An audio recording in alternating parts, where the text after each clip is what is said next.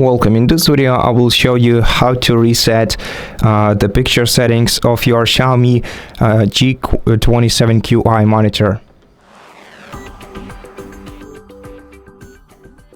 So first, let's access the OSD menu by pressing the joystick. You can access it from the right side of your monitor. It's located on the back cover of it. Once you press it, drag it to the right side to open the OSD menu. Then we have to drag it to the right side once again to go into picture mode settings. Now scroll down to the third page until you find the restore default button. Click OK, drag the joystick up, click OK once again.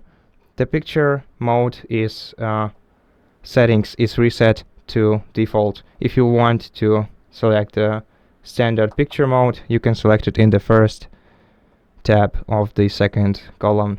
To exit this menu, just drag the joystick to the left several times. And that's it. Thank you for watching this video. If it helped you, please consider subscribing to our channel, leave us a like and a comment below, and I'll see you in the next one.